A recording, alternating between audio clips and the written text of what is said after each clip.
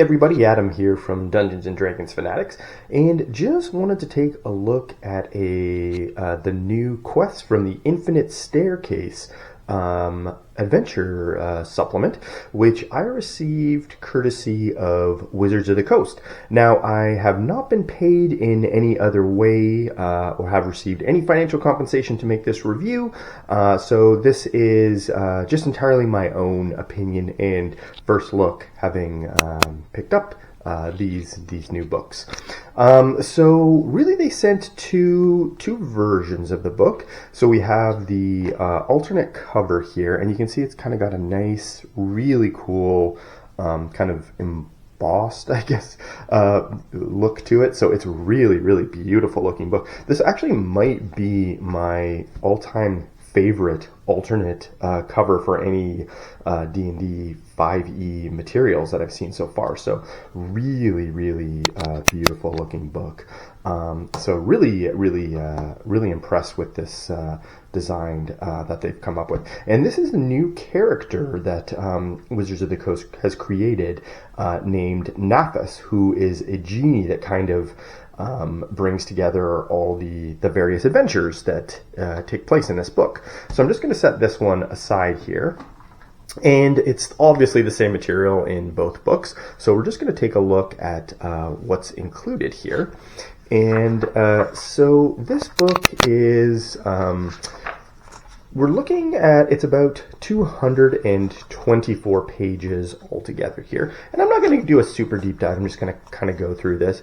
But the basic idea, if you haven't heard about this, is that this is a reprint of old school classic D&D adventures from various editions going back into the late 1970s, and is really these adventures have been kind of updated for 5th edition, and it's designed to be strung together as a single campaign if you wanted to, or you can play these together one at a time. So very similar to Keys from the Golden Vault, which was kind of heist themed, the Tales from the Radiant Citadel, the Ghosts of Saltmarsh, and the Candlekeep Mysteries as well. So they can be run individually or together. And it's kind of based around this concept of the Infinite Staircase, which is, and you can see kind of an image of it here, is a very, very beautiful kind of interplanar device that lets people travel throughout the multiverse. And so you can kind of use this as the jumping off point. And again, the character of Nathus, this new genie character, his premise is that he grants wishes to people in need, and kind of uses the adventurers to help facilitate those wishes. So kind of a cool concept if you did want to run these all together as a single adventure, or you can you can just put them together individually and kind of drop them into your own campaign. So this has, I've read through this whole book, and it is really cool, and I'm actually quite impressed with it, and definitely, I don't think for my campaign I'll want to put this together as kind of a series of adventures. I'll probably just drop one or two of these in, especially some of the old school ones that I actually never played. And I mean, I've been playing since the late 80s, but some of these I kind of missed out on. I sort of cut my teeth more on 2nd edition. So I definitely want to give some of these a chance to fit into my campaign. So, and the art's really cool. So this particular adventure is The Lost City, and this is based on the adventure module from the of the same name that was published back in '82. And this one's really kind of an introductory adventure, which was sort of designed to teach players and DMs how to actually run a campaign. So it's kind of a really basic, a very basic campaign, and it takes place in sort of an ancient ziggurat that the characters can explore. And again, there might be some spoilers in here too, so just as kind of a warning, you may see some spoilers, but I won't go too deep into this. But love the art. One kind of quibble I do still have about modern D&D 5e campaigns is just how much text they cram into it. And this is going back to the older editions, but they really cram a lot of text into these descriptions of each room. And for running a dungeon, I find that can be very, very challenging, just to kind of have at the table to kind of parse through all of these huge blocks of text. So I kind of like stuff like that Raging Swan Press, if you've ever seen their stuff, which they've done is kind of cool. It's like a lot easier to use at the table.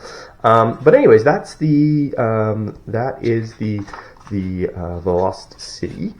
And again, I love the art here too. And this is also designed to be one that you could potentially expand on as well if you really wanted to.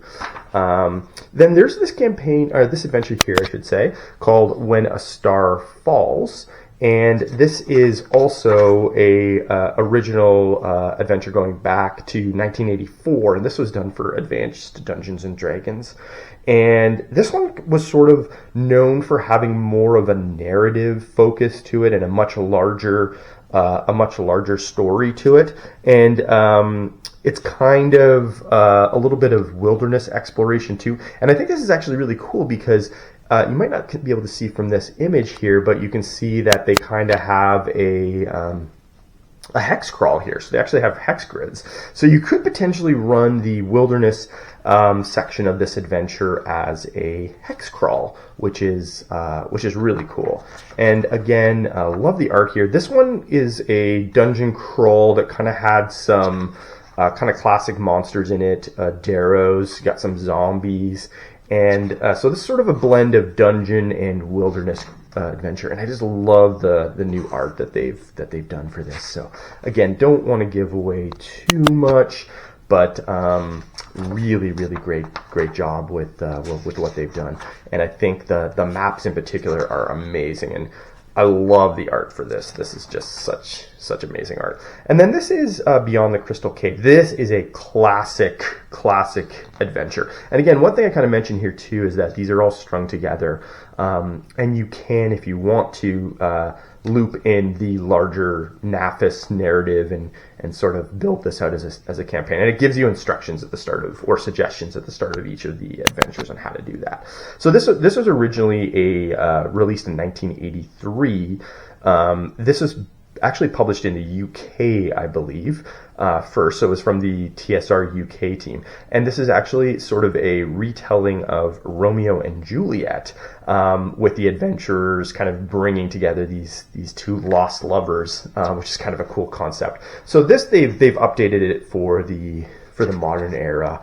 And this is a kind of a classic dungeon crawl, but it does look absolutely beautiful. And again, I love the art for this too. This one is kind of known for having some really interesting puzzles and traps and narrative threads too. So, and the art for this one in particular, I thought was really cool. So they did a great job. In here you can kind of see our two star-crossed lovers, who in this case is Juliana and Orlando, which is kind of cool that they sort of updated that for modern era. So very cool adventure. And here is another one. This chapter is called Pharaoh, and this is based on a publication from 1980 for AD&D, which is actually written by Tracy and Laura Hickman, who are famous for creating Dragonlance, sort of the husband and wife team that created Dragonlance, and also the Ravenloft setting. They created sort of the early adventure that became the basis for Curse of Strahd. So another really famous adventure. And this is sort of set in a ancient Egyptian type adventure.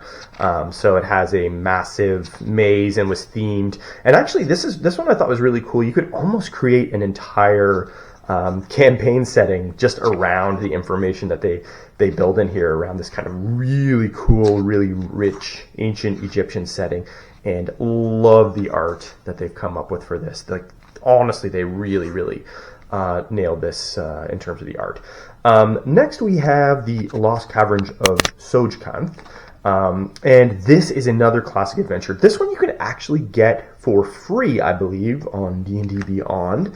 And so this is really cool because this is another classic adventure. And also Wizards of the Coast was running this at various conventions throughout the year as sort of an old school type of adventure challenge where you could go to these cons and actually try it out, and then they sort of grade your performance in terms of how you did at the end, which is sort of a throwback to how they used to run adventure modules in the 80s at conventions. So this is actually from 1982, and it was created by Gary Gygax. So he had based this on a adventure module that he had first created, and then it sort of was refined a little bit before it was published in its current form. So he had run it at a convention, I believe, in the late 70s, and then they officially published it in 1982. So this is a classic adventure, and this may be a bit of a spoiler, but this actually